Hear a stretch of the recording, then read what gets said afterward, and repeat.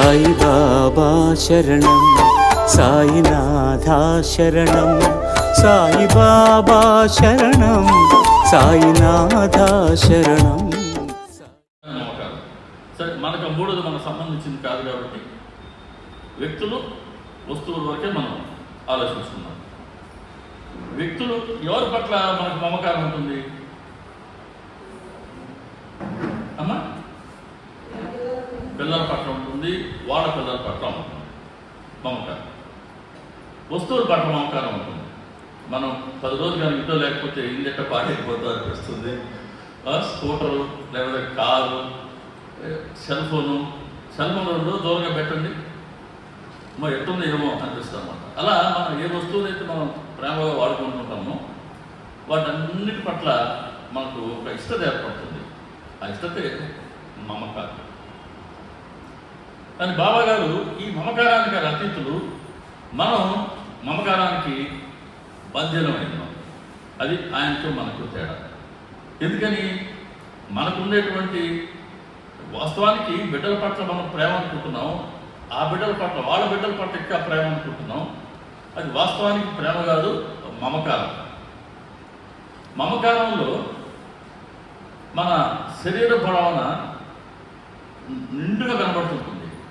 నేను అంటే ఈ శరీరం అనే భావన ఉన్నంత వరకు ఈ శరీరానికి సంబంధించిన సంబంధాలు ఏమున్నా, కుటుంబం, భార్య లేదా భర్త అనండి, పిల్లలనండి, వాళ్ళ పిల్లలనండి, ఇళ్ళనండి, వాకిలనండి, ఏదైనా ఆస్తిపాస్తులనండి, పదవులనండి, ఏదన్నా సరే ఈ శరీర భావంలో మనలో ఉన్నంత వరకు నేను ఎప్పుడైతే ఉందో నాది అనేది కూడా తప్పనిసరిగా ఉంటుంది. నేను అన్నది అహంకారం అయితే నాది అన్నది మమకారం. ఈ రెండు మనం రక్తంలో ఉండే ప్రతి కణంలోనూ అది జీర్ణించుకొని పోయింది. బాబా గారు ఆ మమకారానికి ఆయన అతీతులు అని ఇక్కడ చెప్తున్నారు. కానీ 27వ అధ్యాయంలో మనం ముందు దర్శించుకుంటాం.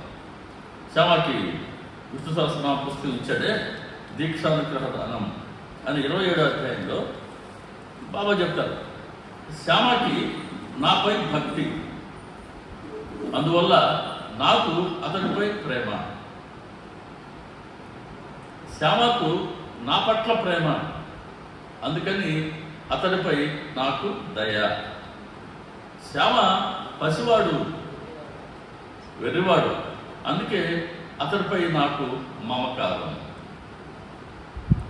భగవంతుడు కూడా ఆయన మానవ శరీరంతో అవతరించినందువల్ల ఆయనకు కూడా మమకారం ఉంది. ఇక్కడేమో సాయిబాబా మమకారానికి అతీతులు అంటున్నారు. సో ఇప్పుడు మనం చెప్పుకునే మమకారానికి, బాబా గారితో మమకారానికి దాని సంబంధం కనుక మనం అర్థం చేసి ఈ రెండు మధ్య తేడా కనుక మనం అర్థం చేసుకుంటే ఆయన మమకారానికి ఎందుకు అతీతంగా ఉండగలుగుతున్నారు, మనం ఎందుకు దానికి బంధనమైనాం అనేది తెలుస్తుంది. బాబా ఏమంటున్నారు? ఒక్కరికే పరిమితం కాదు ఆయన మమకారం. శ్యామకు ఆయన పట్ల భక్తి ఉంది కాబట్టి శ్యామ పట్ల ఆయనకు ప్రేమ ఉంది. కాబట్టి ఎవరైతే బాబా గారి పట్ల భక్తిగా ఉంటామో మనందరి పట్ల అది ప్రేమ ఉందా లేదా? మనందరి అనుభవాలు ఏం చెప్తున్నాయి? అమితమైన ప్రేమ ఉంది మనందరం మీద. ఆయన ఒకరికి అమితంగా అవట్లేదు. కానీ మన దృష్టిలో మమకారం అనుకునేది, ప్రేమ అనుకునేది ఎంతమందికి పంచగలుగుతున్నాం మనం? మన పిల్లలకే, వాళ్ళ పిల్లలకే, అంతే. కానీ మనం చాలా సంకుచితం, చాలా లిమిటెడ్, పరిమితం, అత్యంత పరిమితం మనకు ఉండేటువంటి మమకారం అనేది. కానీ బాబా గారికి ఉండే మమకారం అది అపరిమితం, విస్తృతం. కారణం ఏంటి? ఎందుకు మమకారం చూపిస్తున్నారు? ఆయన శ్యామ పట్ల మమకారం ఉంది. ఉండిన దానివల్ల ఏం చేశారు? ఆయన శ్యామకు ఒక నియమాన్ని విధించారు, అంతే. ఏంటా నియమం? విష్ణు సహస్రనామాన్ని నువ్వు రోజు నేర్చుకో అన్నారు, అంతే. కాబట్టి బాబా గారి ఆజ్ఞానుసారం శ్యామ దాన్ని నేర్చుకుంటూ ఉండాలి, అంతే. అది బాబా గారు ఆయనకి ఇచ్చినటువంటి ఒక సాధన, ఒక నియమం. మరి మనకు కూడా ఒక్కొక్కరికి ఒక్కొక్క నియమం ఇస్తున్నారు కదా, ఒక్కొక్కరిని ఒక్కొక్క మార్గంలో ఆయన తీసుకొస్తున్నారు కదా. సో మనందరి పట్ల ఆయనకు మమకారం ఉంది. ఎందుకని ఆయనకు మమకారం ఉంది మన పట్ల అంటే మనం ఉద్ధరించడానికే ఆయన అవతరించారు. కాబట్టి ఎవరెవరైతే బాబాను మనం ఆశ్రయిస్తామో మనందరిని ఉద్ధరించే బాధ్యత అయింది. వెర్రివాడు శ్రమ అన్నాడు, అందుకని నాకు మమకారం అన్నాడు. వెర్రివాడు అంటే ఏమని? ఎట్లాగైతే పసిపిల్లలు పూర్తిగా తల్లిపై ఆధారపడతారో అలా మనం కూడా పూర్తిగా ఆయన మీద ఆధారపడితే అదిగో మన బాధ్యతనంతా ఆయనే వహిస్తూ మనల్ని ఆయన ఉద్ధరించే ప్రయత్నం చేస్తూనే ఉంటారు. ఆ ఉద్ధరించడంలో భాగమే ఆయన మన పట్ల ఎంతో మమకారంతో ఉంటారు. అందుకే మన ప్రాపంచిక మన కుటుంబపర విషయాల్లో ఆయన సహాయం చేస్తుంటారు. అదేవిధంగా మనం ఆధ్యాత్మికంగా ఒక అడుగు ఆయన వైపు వేయటానికి అవసరమైనటువంటి ఆ సాధనని, ఆ నియమాన్ని ఆయన మనకు విధిస్తూ ఉంటారు. ఒక్కొక్కరికి ఒక్కొక్క సేవని ఆయన ఇస్తూ ఉంటారు. కాబట్టి అందరి పట్ల ఆయనకు మమకారం ఉంది. ఆయనకుండే మమకారంలో విస్తృతమైన ప్రేమ ఉంది, సమభావం ఉంది. కాబట్టి ఆయన మమకారానికి, అంటే మన దృష్టిలో మమకారం చాలా పరిమితం, ఆయనకున్న మమకారం అపరిమితం. కారణం ఏంటి? మనం శరీరానికి పరిమితం, ఆయన నామరూపాలకి అతీతులు. కాబట్టి ఆయన మమకారానికి ఆయన అతీతంగా ఉండగలుగుతున్నారు. అందుకనే ఆయన ఎవరైతే ఆశ్రయించారో వాళ్ళ ఉండే మమకారాన్ని ఆయన దాన్ని తొలగించే ప్రయత్నం చేశారు. తొలగించుకున్న వాళ్ళు అదృష్టవంతులు, బంధాలను విడిపించుకున్న వాళ్ళు భాగ్యవంతులు, బంధాలలో బంధింపబడి ఉన్నవారు అభాగ్యులు. అంతే. నువ్వు ఏ సాధన ఇచ్చి, ఏ గురువునైనా ఆశ్రయించు, ఏ మత ప్రకారమైనా సరే భగవంతుడు దగ్గరే ప్రాక్టీస్ చేస్తే, సాధన చేస్తే బంధాల నుంచి బయటపడ్డాడు భాగ్యవంతుడు. బంధాల్లో కూర్చొని ఉన్నాం అభాగ్యులం. 44వ అధ్యాయంలో దీని మీద మంచి ఒక పరిప్రశ్న ఉంది బాపు సార్ జోడుని. ఇప్పుడు దాన్ని విస్తృతంగా మనం చర్చించుకోవచ్చు. చాలా మంచి సబ్జెక్ట్ అవుతుంది అది. కనీసం నాకు తెలిసి ఒక 2 నెలలు నడుస్తుంది ఆ ప్రశ్న జవాబే. అంత పెద్ద వ్యాస్ట్ సబ్జెక్ట్ ఉంది జోగు ప్రశ్నకి బాబా గారి సమాధానానికి 44వ అధ్యాయంలో. సరే, ఇక్కడ బాబా గారు వారిని ఆశ్రయించిన వారిలో ఉన్నటువంటి మమకారాన్ని ఎలా తొలగించారో మనకు బెస్ట్ ఎగ్జాంపుల్ ఎవరంటే కక్కసారి దీక్షిత్ గారు. కక్కసారి దీక్షిత్ ఆయన 40 సంవత్సరాల వయసు వచ్చేంత వరకు అసలు సాయిబాబా ఎవరో తెలియదు ఆయనకి. తర్వాత తెలిసింది బాబా గారి పేరు, తర్వాత విన్నారు. వచ్చి బాబా గారిని ఆశ్రయించారు. ఒక్కసారి బాబా గారిని ఆశ్రయించిన తర్వాత ఆయన తిరిగి మళ్ళీ వెనక్కి పోలేదు. ఆయన అప్పట్లోనే ఎమ్మెల్సీ ఆయన శాసనసభకి, శాసన మండలి, ఇప్పుడు మన శాసన మండలి అంటున్నాం, దాంట్లో సభ్యుడైన అద్భుతంగా వాదించేవాడు. పెద్ద అడ్వకేట్, బ్రహ్మాండమైన ప్రాక్టీస్ ఉండేది. షేర్ మార్కెట్ మీద చాలా అనుభవం. షేర్ మార్కెట్ మీద ఆయన సలహాల కోసం కోర్టులో ఆయన ట్రేడర్గా ఆయన పెట్టుకున్న ఈ కక్షిదారులు కానీ రోజుకి 100 మంది వచ్చి ఆయన ఇంట్లో ఉచితంగా భోంచేసేవారు. అంత పెద్ద ప్రాక్టీస్ ఉన్నటువంటి వ్యక్తి కాకసారి దీక్షిత్. ఆయన ఇంటి చుట్టుపక్కల ఎవరు హోటల్ పెట్టేందుకు ఎవరు సాహసించాల. హోటల్ పెట్టేందుకు ఎందుకనంటే ఎవరి పైన ఆయన భోజనం పెడుతున్నారు. అంత ఉదాహరణలు, అంత పెద్ద ప్రాక్టీస్ చేస్తున్నటువంటి వ్యక్తి కాకసారి దీక్షిత్. ఒక్కసారి ఆయన షిరిడీకి వచ్చిన తర్వాత, బాబా గారు రప్పించుకున్న తర్వాత ఆయన తిరిగి మళ్ళీ వెనక్కి పోలా. బాబా గారి కోసం రాజకీయ పదవులు వదులుకున్నాడు. 2 చేతులా సంపాదించే ఆ ప్రాక్టీస్ని లీడర్గా ప్రాక్టీస్ని వదులుకున్నాడు. షేర్ మార్కెట్ని సలహా ఇవ్వడాన్ని వదులుకున్నాడు. సాధారణంగా అవన్నీ వదులుకోవడానికి ఇష్టం లేక అవి చేసుకుంటూ బాబా గారి వద్ద మనం పోతూ వస్తుంటాం. మన వ్యాపారం చేసుకుంటాం, మన ఉద్యోగం చేసుకుంటాం. ఇవి వదులుకోకుండా బాబా గారి దగ్గర పోతూ వస్తుంటాం. కానీ ఆయన అలా చేయలేదు. బాబా గారి కోసం వాటన్నిటిని ఆయన వదులుకున్నారు. కాబట్టి ఆయన ఉద్ధరించే బాధ్యత పూర్తిగా బాబా పైన పడినది. ఆయన ఉద్ధరిస్తూ వచ్చారు. విషయం పట్ల అనుకున్నాం, వస్తువు పట్ల అనుకున్నాం, వ్యక్తి పట్ల అనుకున్నాం. మనకు ఉండే అటాచ్మెంటే ఈ మమకారం. ఒకసారి దీక్షిత్ గారు ఒక ఆవును కొన్నారు. ఆవు మహారాష్ట్రలో గమనించండి, ప్రతి ఇంటి ముందు ఆవు ఉంటుంది. మనం ట్రైన్లో పోతుంటే కూడా మన పల్లెల్లో గమనిస్తుంటే ఆవు లేని ఇల్లే ఉండదు. ప్రతి రైతు కంపల్సరీగా 1-2 ఆవులు పెంచుకుంటూనే ఉంటారు. మనకు లేదు కానీ ప్రాక్టీస్ ఇక్కడ. అలా ఆయన ఒక ఆవును కొన్నారు. తీసుకెళ్ళి బాబా చూపించారు. ద్వారకా వెంకటేశ్వర బాబా, నేను ఈ ఆవును కొన్నాను బాబా, నా ఆవు అన్నాడు. నా ఆవు. ఎప్పుడైతే నా ఆవు అన్నాడో బాబా గారు ఆయన ఏది కూడా మనకి ఏదో అడ్డంకో దాన్ని మనకి ఆయన తెలియజేస్తారు స్పష్టంగా. అప్పుడు కానీ ఇప్పుడు కానీ ఎప్పుడు కానీ బాబా చెప్పారు, నాన్న కాక ఈ ఆవు ఒక జన్మలో అది మాంసపద్ది, ఇంకో జన్మలో వేరే ఊరు పేరు చెప్పాడు, ఇంకో జన్మలో జలానా వ్యక్తిది. ఇప్పుడు ఈ ఆవు నీదెందుకు అంటున్నావు, మరి ఇంతకీ ఈ ఆవు ఎవరిదంటావు అన్నారు. ఒక్క జన్మలో ఒక్కరు దాని ఓనర్లు అయినదయ్యా, నువ్వు ఇప్పుడు నా ఆవు అంటున్నావు, ఇంతకీ ఈ ఆవు ఎవరిదాన్ని భగవంతుడు చూడాలి అన్నాడు. అంటే ఏమని, అది ఆవు దాని యజమాన్యం మారుతూ ఉంది. ఒక జన్మలో ఒక్కొక్కరు దాని యజమానిగా ఉంటున్నారు. బంగారం ఉంది ఫర్ ఎగ్జాంపుల్, పాత నగ ఉంది, దాన్ని మళ్ళీ వాళ్ళు కరిగించి వేరే నగ చేసుకుంటున్నావు లేదా? ఒక ఆస్తి ఉంది, పొలం ఉంది, పొలం అమ్ముతున్నారు, ఇంకో దగ్గర అపార్ట్మెంట్ కొంటున్నామా, ఇల్లు కొంటున్నామా లేదా? అంటే ఆస్తులు రూపం మారిపోతూ ఉన్నాయి. మన ఆస్తే పొలం రూపంలో ఉండింది, ఇప్పుడు ఫ్లాట్ రూపంలో వచ్చింది, ఇప్పుడు ఆర్ట్ రూపంలో వచ్చింది, బంగారం రూపంలోకి వచ్చింది. ఇప్పుడు ఆ పొలంకి మొన్నటి వరకు మనం పుట్టినప్పటి నుంచి మనం ఓనర్లకు ఉన్నాం, ఈరోజు కొన్న ఆయన ఓనర్ అవుతున్నారు. ఆయన రేపు అమ్ముకుంటే ఆయన తర్వాత ఎవరు ఉంటారో ఆయన దానికి ఓనర్ అవుతారు. అలా ఆస్తుపాస్తులు అనేవి రూపాన్ని మార్చుకుంటూ ఉన్నాయి. బంగారం ఒక నగ ఒక పెద్ద డాలర్ ఉంది, ఒక దాన్ని ఏమంటావు నాకు గుర్తు రావాలి, దండ ఉంది అనుకున్నాం, దండను కరిగించుకున్నారు, ఇంకోటి చేసుకున్నారు, లేదా గాజులు చేసుకున్నారు, అది రూపం మారిపోయింది కదా. అలా రూపం మారేది, యాజమాన్యం మారేది, ఇలా మార్పులకు లోనవుతూ ఉండేది ఎప్పుడు కూడా అనిత్యం. మార్పులకు లోను కాకుండా ఉండేది మాత్రమే నిత్యం. కాబట్టి ఎప్పుడు కూడా నువ్వు అనిత్యమైనటువంటి వాటి వైపు నీ దృష్టిని నిలపవద్దు.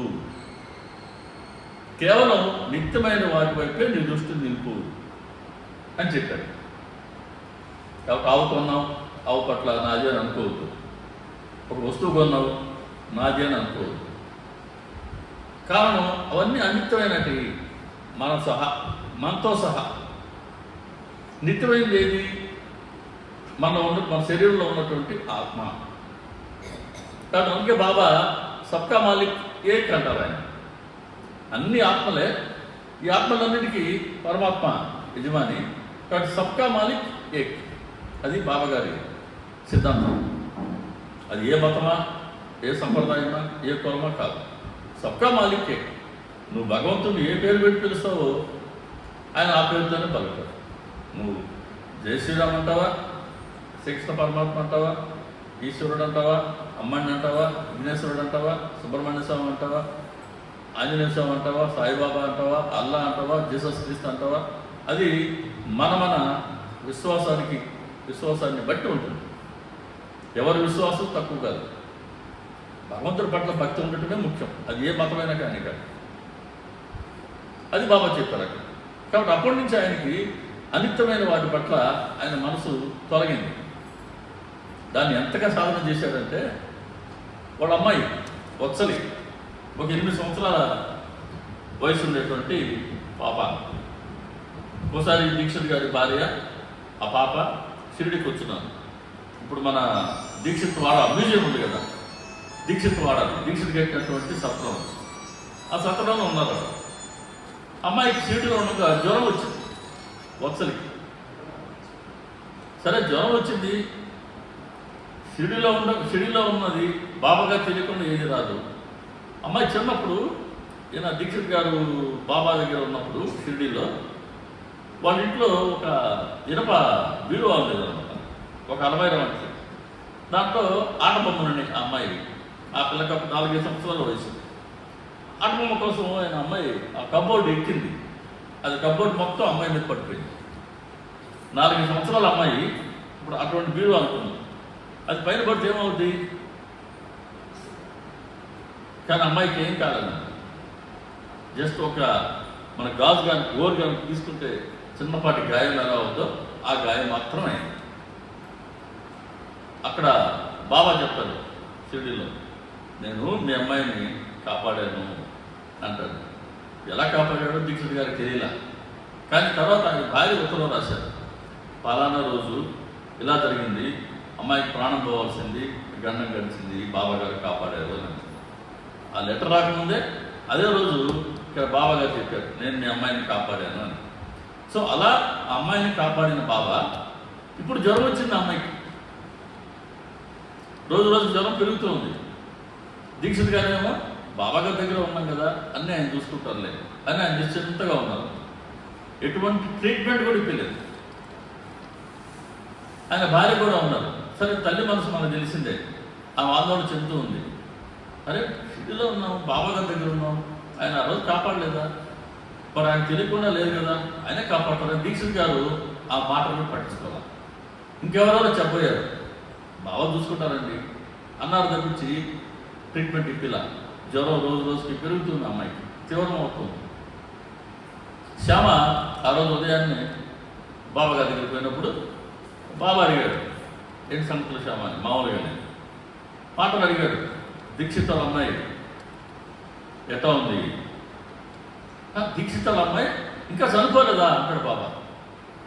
అదే మా మాట అడిగాడు బాబా శ్యామని, దీక్షిత్ కూతురు ఇంకా చనిపోలేదా అన్నాడు. శ్యామ అదే బాబా మీరు ఆ మాట అంటే ఎట్లా, మీరు కాపాడతారని మేము అందరం ఎదురు చూస్తుంటే, లేదు లేదు శ్యామ, అమ్మాయి చనిపోతుంది. బాబా మాట అవకాశం ఉందా?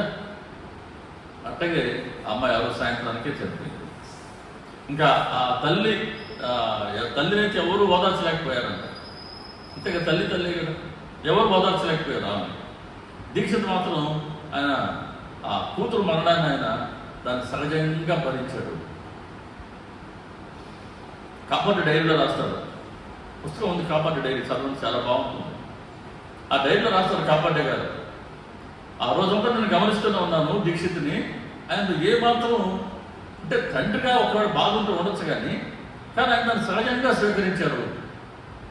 ఎటువంటి దుఃఖం ఆయన మనసులో కనపడలేదు. అంటే బాబా గారికి తెలిసే జరిగింది కదా, బాబా గారు ఎవరికైనా ఆయన శ్రేయస్సు కోసమే చేస్తారు కదా, కాబట్టి ఆ అమ్మాయి శ్రేయస్సు కోసమే బాబా ఆమెను మరణానికి గురి చేశారు అని సహజంగా దాన్ని భరించారు. అంటే ఎంత సాధన బలం ఉంటే అటువంటి మనశ్శక్తి వస్తుంది ఎవరికైనా, అంటే అంత సాధనాపరుడు కక్కసారి దీక్షిత్ గారు. తర్వాత ఆయన బాబాగారు దర్శనార్థం వెళ్తారు. వెళ్ళినప్పుడు బాబాగారు ఆ రామాయణం పుస్తకం ఒకటి ఉంటే అక్కడ ఆ పుస్తకంలో యథాలాపంగా ఆయన చెయ్యిట బోనించి పేజీ తీసి చదువుకో అర్థం చేసుకో అన్నారు దీక్షిత్ గారు. దాంట్లో ఏముంది చూశాను ఆయన. చూస్తే అది బహుశా ఆధ్యాత్మ రామాయణం గ్రంథం అనుకుంటాను. అందులో శ్రీరాముడు వాలిని సంహరించాడు. వాలి భార్యను తార ఆమె పేరు, ఆమె నేను ఓదారుస్తూ ఉన్నాడు.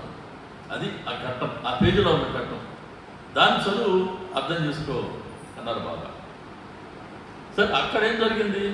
రాముడు వారు ఏం ఓదారుస్తున్నారంటే తారని, ఆమె భర్త చనిపోయాడు, బాధపడుతుందని రాముడు వారు చెప్తారు.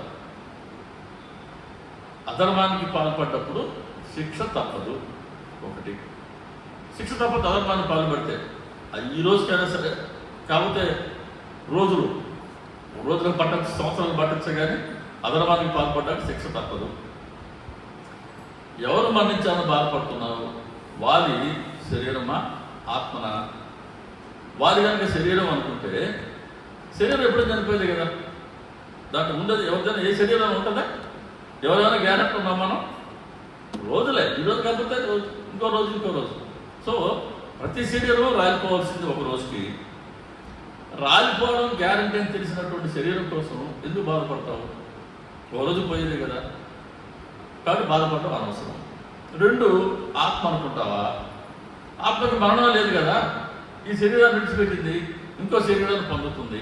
అటువంటి మరణం లేనటువంటి ఆత్మ కోసం నువ్వెందుకు బాధపడతావు అని ఓదారుస్తున్నాడు. ఖచ్చితంగా దాన్ని బాబాగా చదవమన్నారు దీక్షిత్ని.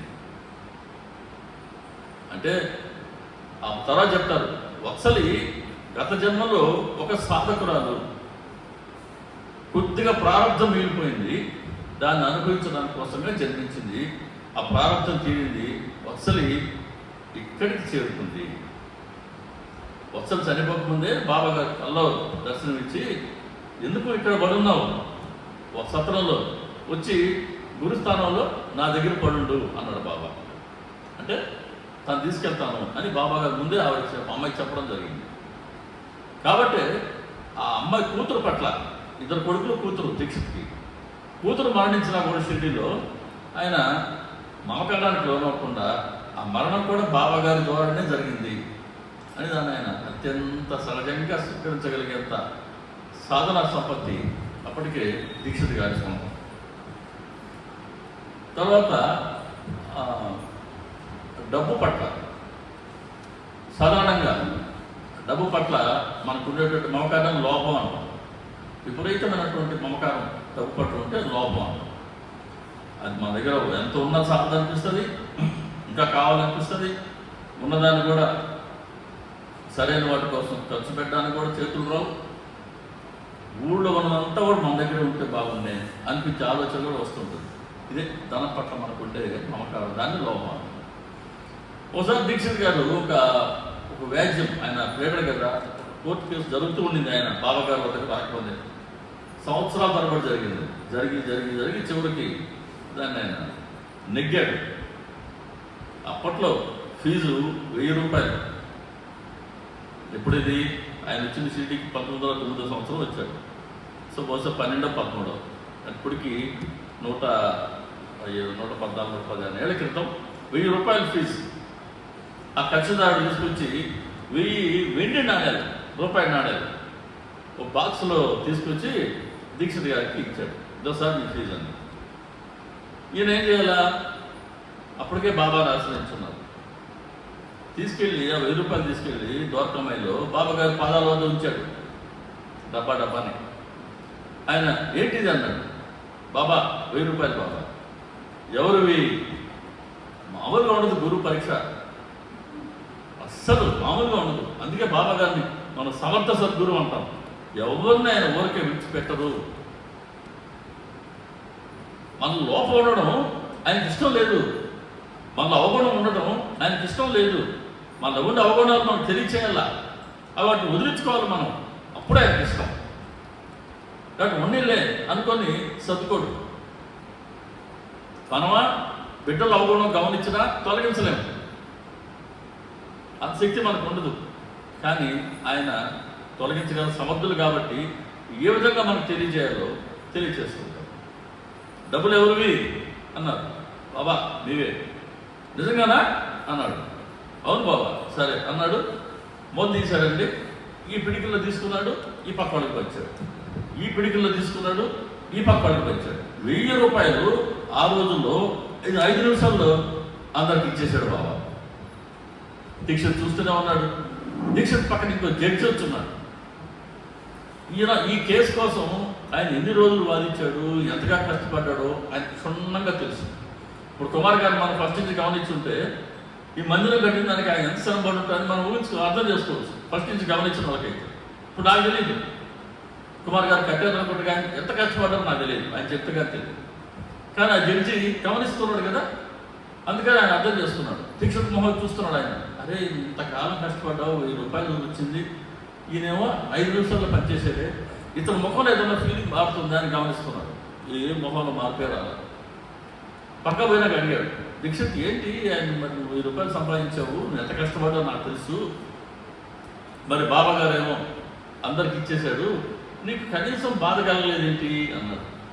ఆయన అన్నాడు, ఎందుకు బాధపడాలా, మనం ఒకసారి బాబా గారిని ఆశ్రయించాం, శరణు చూచాం, అనన్య శరణు చూచాం. అనన్య శరణు అంటే ఏమని?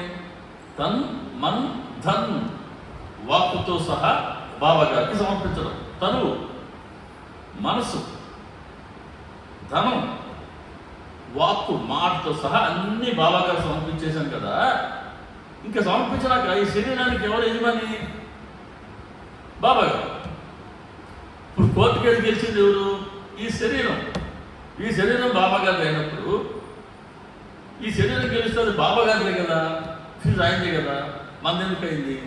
కాబట్టి ఈ శరీరం ఏ పని చేయాలో నిర్ణయించేది బాబా గారు అయినప్పుడు, ఈ శరీరం కోర్టు కేసులో గెలిచిన దానివల్ల వచ్చిన 1000 రూపాయలు నా ఎందుకు అవుతాయి? అవి బాబా గారు. ఎక్కడ అసలు అంత త్యాగం, అంత సమర్పణ భావం చిన్న విషయమా? ఆ రోజుల్లో 1000 రూపాయలండి. ఈ రోజుల్లో ఏంటి? ఈ రోజుల్లో 1000 రూపాయలు ఇస్తే అబ్బా బాగా ఇచ్చాను అనుకుంటాం కదా, ఏదైనా ఒక సర్వీస్ సేవకి. అట్లా ఆ రోజుల్లో 1000 రూపాయలు నమ్మశక్యం కాదు. అంతటి శరణాగతి దీక్షిత్ గారికి. అందుకే ఆయన బాబా గారికి సత్ శిష్యుడు అనిపించుకున్నారు ఆయన. కాబట్టి ధనం పట్ల, వస్తువు పట్ల, వ్యక్తుల పట్ల ఆయనలో ఉండే మమకారాన్ని ఆయన తొలగించారు. అందుకే దీక్షిత్ గారి పేరు మనం ఈరోజు చెప్పుకుంటున్నాం. ఎందుకని ఆయన కూడా క్రమక్రమంగా బాబా గారిని చెప్పిన బోధన ఆయన పాటించారు కాబట్టి, క్రమక్రమంగా ఆయన కూడా శరీర భావం వదులుకుంటూ వచ్చారు కాబట్టి ఆయన మమకారానికి అతీతంగా ఉండగలిగారు. అది మమకారానికి అతీతంగా ఉండడం అంటే. ఇక రెండవది ద్వంద్వాలకు అతీతం. ద్వంద్వాలు అంటే మనం ఇష్టాలు ఉంటాయి, సుఖ దుఃఖాలు ఉంటాయి, లాభ నష్టాలు ఉంటాయి, శీతోష్ణాలు ఉంటాయి, మానాలు ఉంటాయి. ఇవన్నీ ద్వంద్వాలు అంటారు. రాగం ఉంది, ద్వేషం ఉంది. బాబా గారిలో ఈ ద్వంద్వాలకి తావే లేదు. 4వ అధ్యాయంలో ఆయన షిరిడీలో తొలిసారిగా వేప చెట్టు కింద ప్రకటమైన రోజుల్లోనే 16 ఏళ్ళ కుర్రవాడుగా ఆయన అనుకున్నారు. నానచూపుతో తల్లి చెప్తుంది, ఆ కుర్రాడు వయసు చూస్తే సుమారుగా 16 ఏళ్ళు ఉండవచ్చండి. అప్పటికి ఎలా ఉన్నారు ఆయన? శీతోష్ణాలని సమానంగా సహించేంత తపస్సు స్థితిలో ఉన్నారు. అంటే శీతోష్ణం ఎంత చలిగా ఉన్నా, ఎంత వేడున్నా ఆయన ఆ చెట్టు కిందే కూర్చుంటున్నారు. ఇప్పుడు షిరిడీకి వెళ్తే ఈ మంత్ నుంచి ఏసీ రూమ్ కోరుకుంటావా లేదా? ఎందుకని? ఎండాకాలం కాస్త రూమ్లో ఉన్నప్పుడైనా కాస్త ఏసీలో ఉండొచ్చని మనకు ఉండేటువంటి ఒక సుఖ లాలస అలవాటు పడ్డాం దానికి మనం. ఆయన ఎంతటి ఎండైనా సరే, వానొస్తున్నా సరే, ఎంతటి చలైనా సరే, అదిగో ఆ గురుస్థానం వేప చెట్టు కిందే కూర్చొని ఉండేవారు. ఆ 16 ఏళ్ళ కుర్రాడు ఆ వయసులోనే. సామాన్యమైనటువంటి తపశక్తి కాదు ఆ రోజుల్లోనే. అంటే శీతోష్ణాలను ఆయన సమానంగా భరించేవారు. తర్వాత బాబా గారి దగ్గరికి 10 మంది వచ్చిన తర్వాత, భక్తులు వచ్చిన తర్వాత, బాబా గారికి ఎండాకాలం అని వీళ్ళు బయట దోకామాయి బయట ఇప్పుడు షెడ్ లేనప్పుడు నీళ్ళు చల్లేవారంట. నీళ్ళు చల్లితే బాబా గారు కాస్త చల్లగా ఉంటుందిలే సాయంత్రం గాలి. ఆయన ఏం చేసేవాడు? వెళ్ళి దుర్ముందు పెద్దగా మంట పెట్టి కూర్చునేవాడు. అసలు ఎవరిని స్పేర్ చేయడు. అదే ఆయన ప్రత్యేకత. అంటే నాకు మీరు ఇట్లా నా వేడి కొద్దా నా మంటకి మీరు చల్లదనం అందిస్తారా అని చూడిపోయేది. ఆయన మంట పెట్టి కూర్చున్నాడు, పెద్ద మంట పెట్టి కూర్చున్నాడు. ఇంకా మనం చెప్పలేసుకోవచ్చు, అయ్యా మా తప్పులే అని. ఇంకో చలికాలం వచ్చింది. చలికాలం వస్తే బాబా గారికి లోపల వెచ్చగా ఉండాలని పరద కట్టారంట దొరకమ్మాయి. ఆయన వచ్చి బయటకు వచ్చి బయట కూర్చున్నాను, నాకు మీరు పరద కట్టారా? అట్లా ఆ శరీర భావన లేనటువంటి ఆయన, శరీరం మీద ఏమాత్రం మమకారం లేనటువంటి ఆయన, శరీరం యొక్క శరీర స్పృహ లేనటువంటి ఆయన. ఆయనకి మనలాగా మనం అనుకుంటాం నిద్ర లేదు ఆయనకి. కానీ మనం లాస్ట్ హార్ట్ అప్పుడు స్వామి సుఖ నిద్ర అంటామా? నిద్ర సుఖంగా నిద్రపోండి స్వామి అని. నిద్రపోమని ఎందుకు అంటున్నాము ఆయన్ని? ఆయన నిద్రపోయేదారా మనం అనుకుంటే మనం పోయి నిద్రయచ్చు. అందుకని ఆయన నిద్రపుచ్చి మన ఇంటికెళ్ళి మనం గుర్రు అంటాం. ఆయన నిద్ర అంటే బాబా గారికి విషంతో సమానం అంటూ సచరిత్ర ముందు నిద్ర లేదు ఆయనకి. ఎప్పుడు కళ్ళు తెలుస్తూనే ఉంటాను నేను అంటున్నా బాబా గారు. అలా ఆయన శీతోష్ణాలకి ఆయన అతీతంగా ఉన్నారు.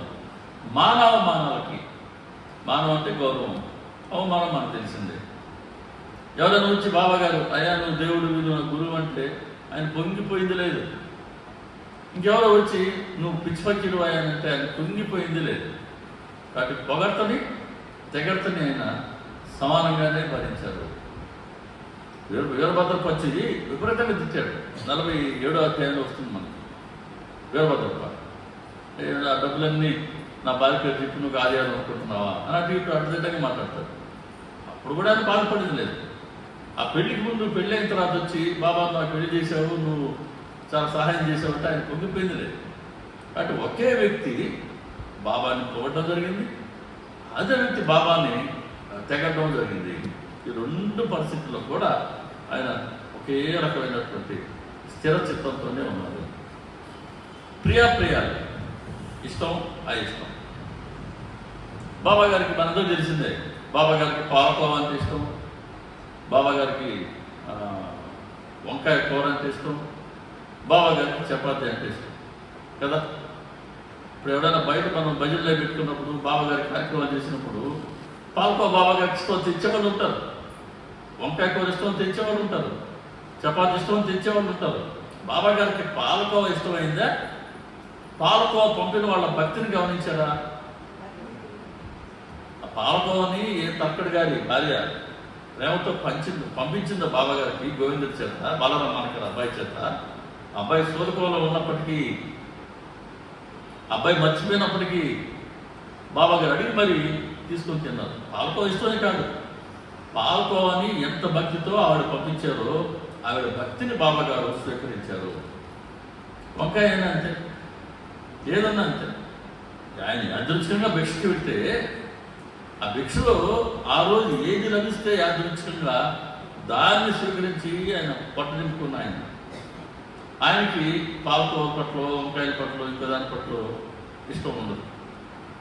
కాబట్టి ఒక వస్తువు అదే 23వ అధ్యాయంలో వస్తుంది మనకి. ఆయన ఒక యోగాభ్యాసం, ఆయన ఎంతసేపు సాధన చేసినా కూడా ఆయన మనసు సమాధి స్థితిలో ఉండడం లేదు, అంటే నిశ్చలంగా ఉండడం లేదు, ఆత్మ పరమాత్మ లగ్నమై ఉండడం లేదు. కానీ చాలా ఏళ్ళు సాధన చేస్తున్నాడు. ఎందుకు అలా ఉండలేకపోతున్నాను నేను అని చాలామందిని ఆయన అడుగుతూ ఉంటే నారాసార్ చంద్రగా చెప్పాడు, నీ అనుమానానికి బాబా గారు జవాబు చెప్తారు రా అని తీసుకొచ్చారు. తీసుకొచ్చేసరికి బాబా గారు ఏం చేస్తున్నారు,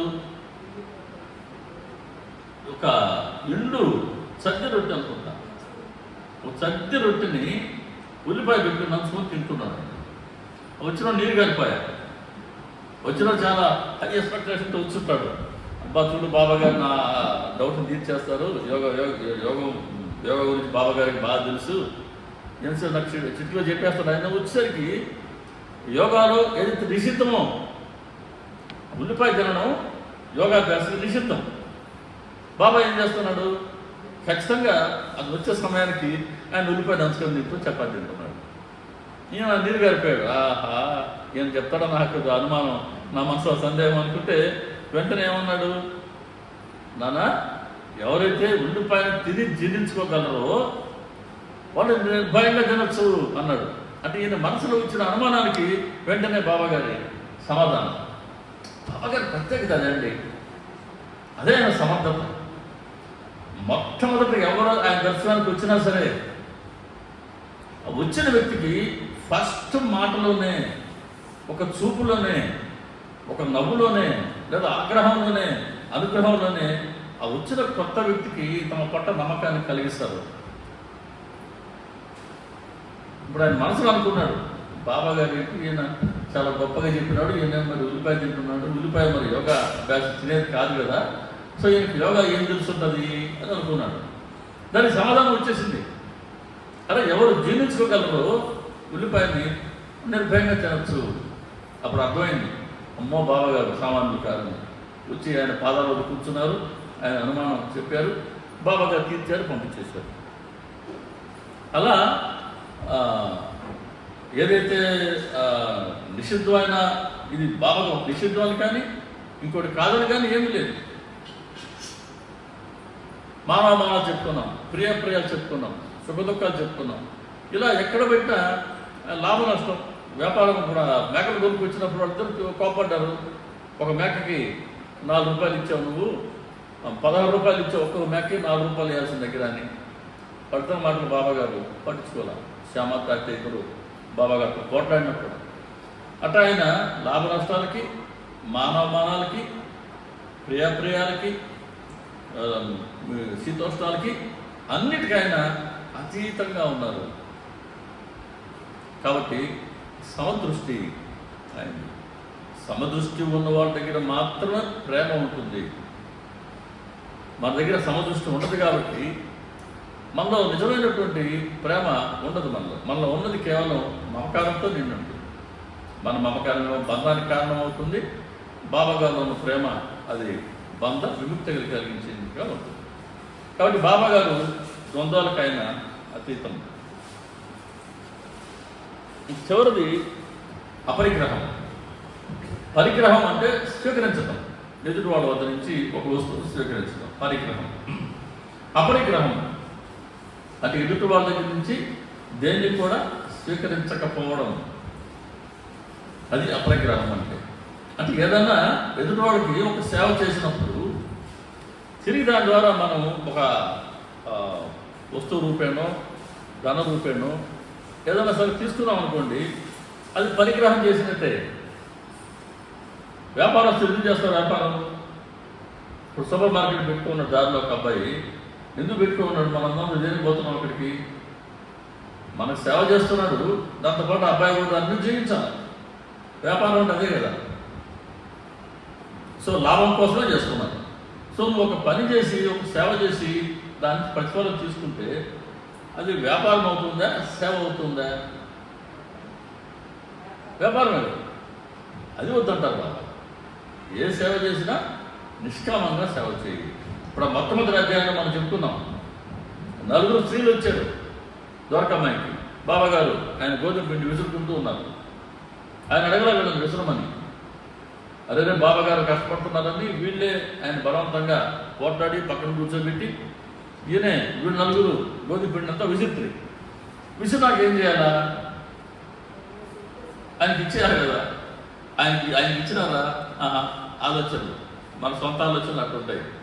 బాబా గారికి గోధుమ పిండి ఎందుకు?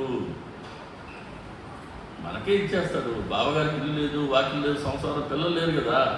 సో మన కోసమే ఆయన గోధుమ పిండి విసిరించారు, మనకే ఇచ్చేస్తారు అనుకుని 4 బాగా చేసేసుకున్నారు. ఇంకా బోటమ్మలు కట్టుకొని పోబోతున్నారు. అప్పుడు దాకా ఆయన చూస్తున్నాడు. అప్పుడు ఆయన గర్జించాడు, బావు సొమ్ములాగా ఎక్కడ తీసుకెళ్తున్నారు? తీసుకెళ్ళి గ్రామ సరిహద్దుల్లో చల్లిరండి. నేను మీ గోధుమలు బాకీ పడి ఉన్నానా? ఇలా నన్ను దోచుకోవాలనుకుంటున్నారు. తేరగా దొరికింది తిందామని పరుగుని వచ్చారా అని ఆయన మొహమాటం లేకుండా మాట్లాడిన తర్వాత వీళ్ళకి అర్థమైంది, అదే మన పొరపాటు చేశారు.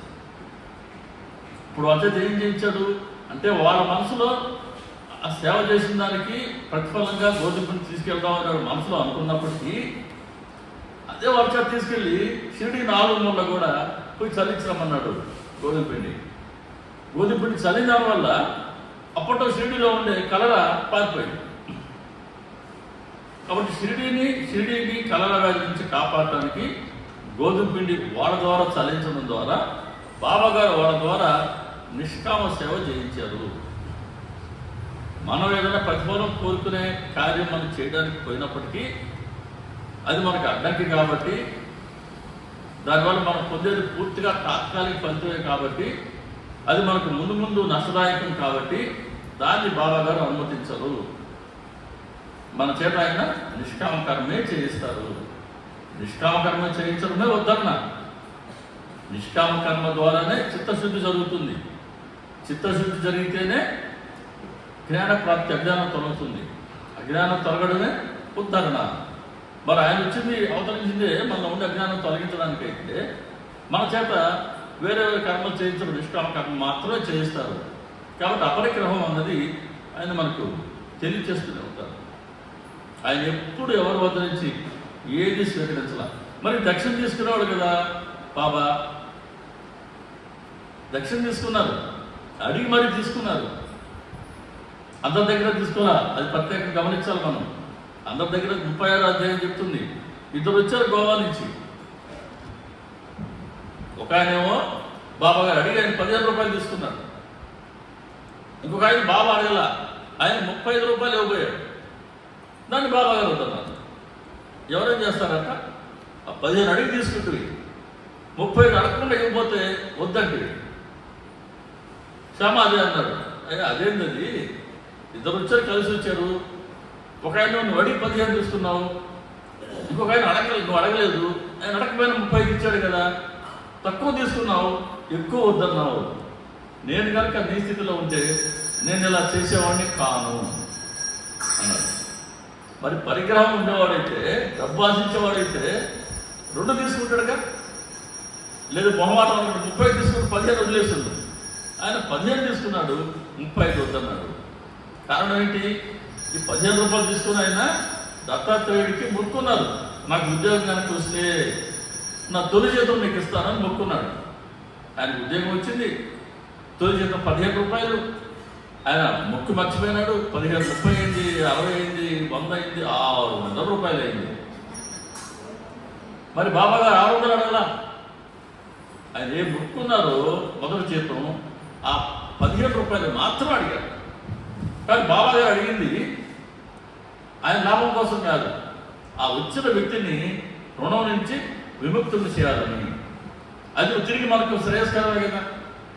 కాబట్టి అది దక్షిణ తీసుకున్నారు బాబా అని అంటే దాని ద్వారా మనకు శ్రేయస్సును కలిగించడానికి మాత్రమే తీసుకునేవారు. ఆయన ఏ రోజు కూడా తీసుకున్న దాన్ని దాచిపెట్టుకునేలేదు. ఏ రోజుకి ఆ రోజు వచ్చిన భక్తులకి పనిచేసేవారు. ఎక్కడి నుంచి, ఆమెని చిన్న పిల్ల, 2-3 ఏళ్ళ పిల్ల, ఆమెని చిన్న ముద్దుగా ఉండదు అమ్మాయి. ఆ అమ్మాయికి రోజు 2 రూపాయలు ఇచ్చేవాడు. వాళ్ళ అమ్మకి జమిలి, ఆ అమ్మాయి పేరు, ఆమెకు 3 రూపాయలు ఇచ్చేవాడు. ఇంకో భాగ్య వాళ్ళ అమ్మాయికి 5 రూపాయలు ఇచ్చేవాడు. తాకేపాట్లకి 5 రూపాయలు ఇచ్చేవాడు. ఇంకొకరికి తాదక్యాలకి 10 రూపాయలు ఇచ్చేవాడు. బడే బాబాకి అయితే 50 రూపాయలు ఇచ్చేవాడు. వాడు మాత్రమే కాకుండా బయటకు నిలబడి దాదాపు ఇచ్చేసేవాడు, ప్రయాణికులకు ఇచ్చేసేవాడు. దునికి అవసరమైన కట్టెల కోసం, పొగాకు కోసం కొంత ఖర్చు పెట్టేవాడు. మొత్తానికి బాబా గారి దగ్గర ఆయన జేబులు చేపెడితే ఆ తరం చూసేవాడు చాలా మంది ఉండేవాళ్ళు. జేబులు చేపెట్టాడు, నాకు రూపాయి ఇస్తాడు, నాకు రూపాయి ఇస్తాడని. అప్పుడు గుంపు చాలా మంది ఉండేవాళ్ళు అంట ఆయన దగ్గర. ఇంకా సాయంత్రం అంతా అయిపోయిన తర్వాత ఇంకా 2 ఖాళీ జేబులు చూపించేవాడు అంట. ఇంక గుంపు పోయేవాడు కాదు అని కఫనీ జేబులు చేపెట్టి ఈ పాకెట్ తీసి ఈ పాకెట్ బయటకు తీసి 2 ఖాళీ అయిపోయినాయి, ఇంక ఈరోజు లేదు, పండి ఇంక రేపు రాబండి అని పంపించేసేవాడు అంట. అంటే ప్రతిరోజు ఏ రోజు కూడా వచ్చిన దక్షిణని పూర్తిగా ఆయన ఆ విధంగా ఖర్చు పెట్టేశారు. మరుసటి రోజు కోసం దాచుకోలేదు. ఇది అపరిగ్రహం అంటే. ఎలా ఉండిందే ఉపాసిని బాబా ఎందుకు ఫెయిల్ అయినాడు? ఉపాసిని బాబా ఎందుకు సాకూరిలో అంత పెద్ద బిల్డింగ్స్ ఎందుకు కదలేకుండా పోయినాయి? ఆయన బాబా గారు ఏ విధంగా అయితే కామిని కాంచదాన్ని దూరంగా పెట్టాడో ఆయన అక్కడ పొరపాటు పడ్డాడు. ఉపాసిని డబ్బు చేకూరింది. ఆ డబ్బుని ఏ కార్యక్రమం కోసం ఖర్చు పెట్టడం దాచిపెట్టినప్పటికీ దాచిపెట్టడం అయింది కదా. అనుకోవచ్చు కాక నేను అది ఆవులకు గోధుమ కట్టించాను, ఇంకో స్కూల్ కట్టించాను, ఏదన్నా కానీ డబ్బు చేరింది అని అంటే ఖచ్చితంగా అక్కడ సమస్యలకి తాగిచ్చినట్టే. అందుకనే వెంకటేశ్వర స్వామి గారు చూడండి, ఆయన ఇప్పుడు ఆ పాత వస్త్రాలు కట్టుకోండి. ఆయన చిరిగిపోయిన పంచె, ఆ పంచె మరీ చిరిగిపోతే చెప్పేవాడు, అయ్యా ఊర్లోకి పోయి ఒక పాత పంచె అడిగిరండి అనేవాడు. పాత పంచె కావాలి ఆయన, మంచి పంచె కట్టుకోలేదు. ఒకసారి ఎవరో మంచి శాలువ ఇచ్చాడు ఆయన, మంచి శాలువ, పట్టు శాలువ ఇచ్చాడు. ఏదో మొక్కున్నాడు, ఆ పని అయింది. స్వామికి నేను స్వామి ఏ కావాలని ఇస్తాం స్వామి అన్నాడు. అంటే నా స్వామి అన్నా అంట, ఇదేందయ్యా అందరికి మనం ఇస్తుంటే మనకిస్తానంటున్నాడు అని అన్నాడు. సరే ఆయన పక్కన సైన్ చేసే రకాలు ఉండేవాడు, ఆ పట్టు వస్తువులకి నేను ఇస్తాను స్వామికి అని. సరే ఆయనకి ఇచ్చినాడు. ఆయన తీసుకొచ్చి ఆయన స్వామికి మెడలు దాన్ని కప్పడం జరిగింది. స్వామి దగ్గర ఉండే పరిచారకుడే. స్వామి ఏం చేశాడు, దాన్ని కిందేసి కాలుతో తొక్కి మొత్తం చింపి పొగులు పెట్టాడు. పరిగ్రహం వాళ్ళ దగ్గర ఉండదు, ప్రతిఫలాన్ని స్వీకరించదు. ప్రతిఫలం స్వీకరించిన ప్రతి దగ్గర ధనం పోగైంది, ఆస్తు పోగైనాయి, పుట్టపర్తి చూడండి, పుట్టపర్తి ఇప్పుడు ఈ పరిస్థితి ఏంటి? షిరిడి బాబా గారు శరీరం విడిచిపెట్టి ఎంతకాలం అయింది? 1918. ఇప్పుడు 108 ఏళ్ళు పూర్తి కాలే, ఇంకా 120 సంవత్సరాలు మనం ఉన్నాం. రోజు రోజు జనం భయంకరంగా ఉండాలి లేదా? పుట్టపర్తిన పరిస్థితి ఏంటి? జనం ఎందుకు తగ్గుతున్నారు? ఎందుకు తగ్గుతున్నారు? అక్కడ ఆస్తులు చేకూరేది, ఆస్తులకు వారసులు దానికి రామయ్య వీళ్ళందరూ ఎవరు? వీళ్ళందరూ ఏంటంటే అక్కడ కొద్దిగా మిస్టరీ ఉండిపోయింది, దానికి సమాధానం లేదు, దాన్ని సరిగ్గా చెప్పిన వాళ్ళు లేరు. కాబట్టి ఎప్పుడైతే డబ్బులు చేకూరుతాయో అక్కడ అన్ని రకాల శక్తులు అక్కడ పనిచేస్తాయి.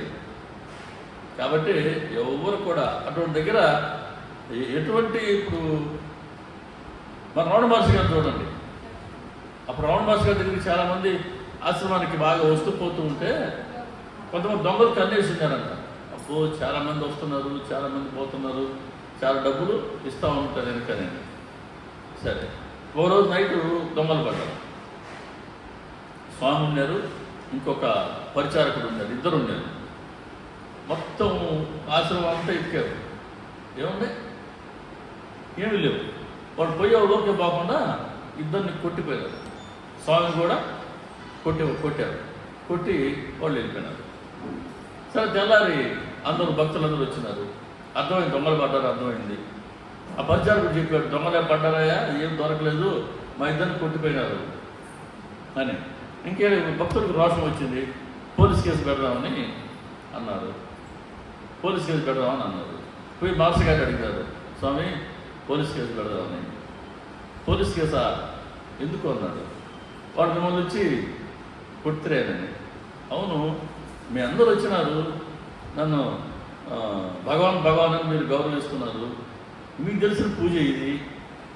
వాళ్ళు వచ్చినారు, వాళ్ళు ఎత్తుకున్నారు, దొరకలేదు, వాళ్ళు కొట్టిపోయినారు, వాళ్ళకి తెలిసిన పూజ అది. కానీ దీన్ని అంటే స్వీకరించాలో దాన్ని అంటే స్వీకరించాలి కదా. అది ప్రేమ, అది క్షమ, అది దయ. శరీర స్పృహే లేనటువంటి వాళ్ళు కేవలం అందరిలో ఉన్న ఆత్మనే భగవంతుని మాత్రమే చూసేవాడు. కాబట్టి అటువంటి మహాత్ముల గురించి మనం చదువుకున్నా విన్నా అప్పుడప్పుడు చెప్పుకోవాలి. అందుకే అటువంటి మంచి మంచి మాటలు మనం చెప్పుకుంటుంటే మనలో కూడా ఉన్నటువంటి అవగుణాలు కాస్త తొలగించుకున్న ఒక మంచి ప్రేరణ ఆయన దయతో మనకు రావాలి. అందుకే సత్సంగం ఉద్దేశం కూడా ఎప్పుడో ఒక సమయంలో అరే మనం కూడా ఇట్లా ఆచరిస్తే బాగున్నాయి అనే ఒక సద్భావం మన మనసులో కలగాలి. అట్లా వీళ్ళెవరి దగ్గర పరిగ్రహమే లేదు, అంతా అపరిగ్రహమే. రామకృష్ణ పరమహంస గారి తల్లికి కూడా లేదండి. రామకృష్ణ పరమహంస గారి తల్లి చాలా రోజుల తర్వాత కొడుకు దగ్గరికి వస్తున్నారు. ఆయన రాణి రాసుకుని వాళ్ళ అల్లుడు, ఆయన పేరు గుర్తురాలన్నారు, అదే పేరు ఆయన పేరు. రాణి రాసుకుని వచ్చి ఆ దక్షిణేశ్వరం ఆలయం కట్టించిన ఆయన ఆమె అల్లుడు, ఆయన అల్లుడే మేనేజ్మెంట్ చేస్తున్నాయి. ఆయన వచ్చి రామకృష్ణ పరమహంస గారికి ఇంటికి అంటే ఆ ఆలయంలో ఆయన నిర్వహణ చేశాను కాబట్టి కూరగాయలు అవి ఇస్తుండేవారు. వచ్చి పెద్దవాళ్ళతో బాగా మాట్లాడుతుండేవాడు రామకృష్ణ పరమహంస గారి తల్లితో. ఆమెకి ఏమైనా ఇవ్వాలని ఆయన కోరిక, అవి ఏమైనా తీసుకోవాలని నేను మనసులో కోరిక. చాలా రోజులు అడుగుతూనే ఉన్నాడు, అమ్మ ఇది ఇచ్చానా, అది ఇచ్చానా, అది ఇచ్చానా, ఇది ఇచ్చానా. చివరికి ఆమె, అబ్బాయి నువ్వు చాలా రోజులు అడుగుతున్నావు కదా, నాకేం పడలేదు, కాస్త ముక్కుపడి తెచ్చిపెట్టాను. ముక్కుపడి అంతే, అంతే తప్పించి వీళ్ళు ఇస్తానన్నటువంటి కానుకలు కానీ చీరలు కానీ ఏవీ లేదు. తర్వాత రామకృష్ణ పరమహంస గారు ఆయన శరీరం విడిచిపెట్టడానికి కొన్ని రోజుల ముందు శారదా మాత్రం అడిగాడు, నీకు నెలకి ఎంత కావాల్సి వస్తుంది ఖర్చుకి అని. ఆవిడేం చెప్పారు, 3 రూపాయలు ఆ రోజు. ఖచ్చితంగా దేవస్థానంలో చెప్పి ప్రతి నెల ఆవిడకి 3 రూపాయలు ఇచ్చి ఏర్పాటు చేశారని. ఆయన శరీరం విడిచిపెట్టేశారు.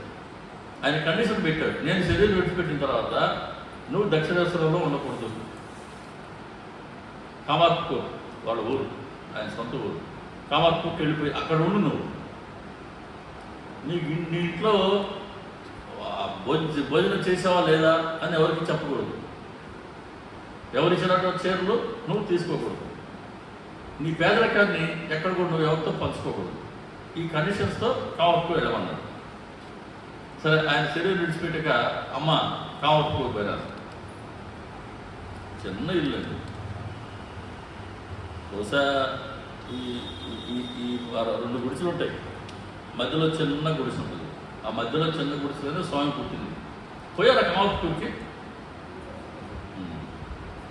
దాంట్లో చిన్న గుడిసె, దాంట్లో వాళ్ళ భాగం, వాడు 3 బ్రదర్స్ కదా, చిన్న భాగం అయింది. దాంట్లో ఉండేవారు అమ్మ శాసమ్మ.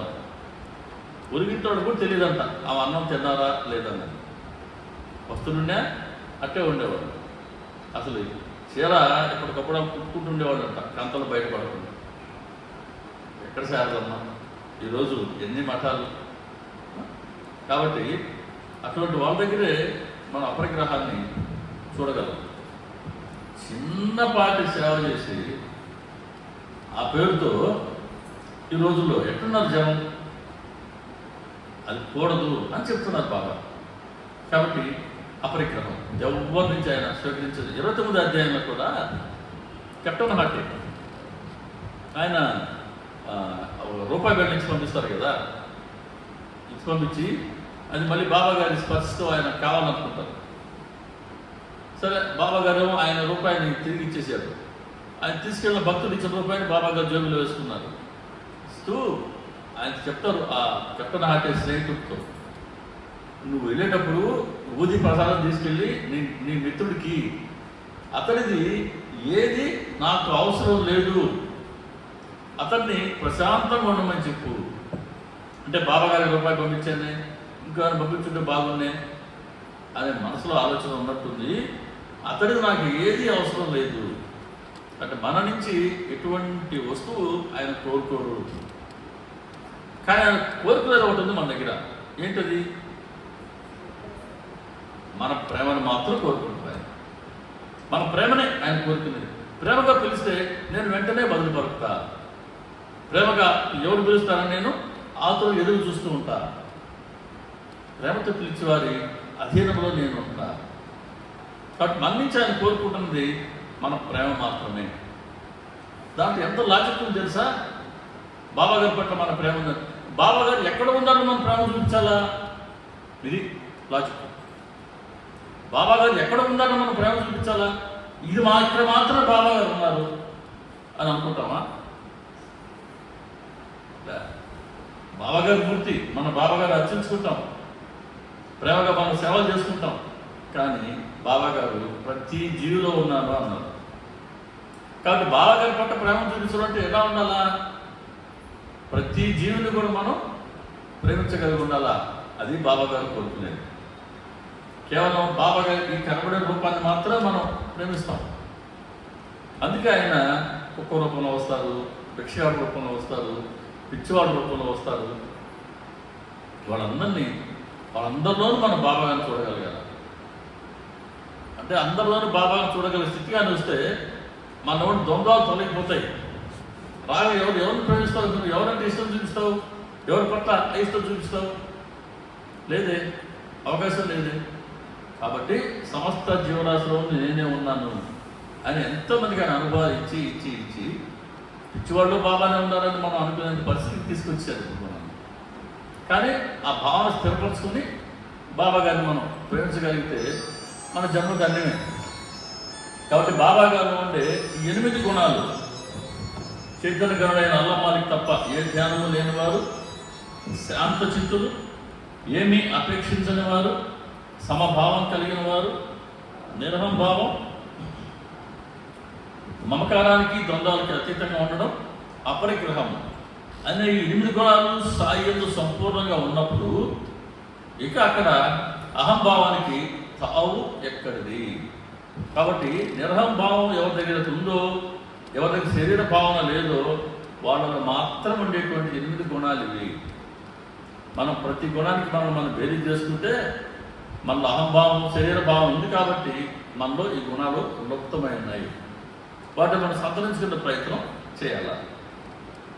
ఇటువంటి స్థాయిని అంటే అహంభావం లేనటువంటి స్థాయిని, శరీర భావన లేనటువంటి స్థాయిని, అహంభావంతో నేను శరీరం అన్న భావంతో ఉంటూ నేను ఎలా ఆయన సేవించగలను?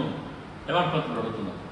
కాబట్టి విశ్వమంతా నిండి ఉన్న వారి అహంభావం యొక్క చిన్న అంశమే నాలోని అహం. దీనిని సాయి చరణాలు యందు సమర్పించడమే నా సంపూర్ణ సేవ. కాబట్టి విశ్వమంతా నిండి ఉన్నారు ఆయన. విశ్వమంతా నిండి ఉన్న ఈ విశ్వమంతా ఉన్న చరాచరాలు ఉన్నటువంటి ఆత్మ ఆయన. కాబట్టి ఈ చరాచరాల్లో ఉన్న ఆత్మ అంతటికి ఆయన యజమాని అయినటువంటి పరమాత్మ ఆయన. అటువంటి ఆయన్ని నేను శరీర భావంతో నేను ఎలా ఆయన్ని సమర్పించగలను? కాబట్టి నేను అటు ఆయన విశ్వమంతా నిండి ఉన్న అహంభావంలో చిన్న అంశమే, ఆ పరమాత్మలో చిన్న అంశమే ఆత్మ నేను. కాబట్టి నన్ను నేను సంపూర్ణంగా ఆయన్ని సమర్పించుకోవడమే, నా శరీర భావాన్ని పూర్తిగా నేను బాబా గారికి సమర్పించుకోవడమే నా సంపూర్ణ సేవ. కాబట్టి బాబా గారు మనకు ఏ సేవలు ఒక్కొక్కరికి ఒక్కొక్క సేవ ఇస్తున్నాడు. దానిలో భావం ఏంటి? ఒకరోజుకి మనందరం బాబా గారికి ఇటువంటి సంపూర్ణ సేవ చేయగలగాల. అంటే మనలో ఉండే శరీర భావాన్ని మనం వదులుకొని బాబా గారికి మనం అనన్య శరణ తొచ్చగలగాల. బాబా గారు మన నుంచి కోరుకుంటూ ఉన్నది అనన్య శరణాగతి. ఒకరోజుకి అనన్య శరణాగతి పోతేనే అది నా సంపూర్ణ సేవ అన్నారు హేమంత్ పంత్ గారు.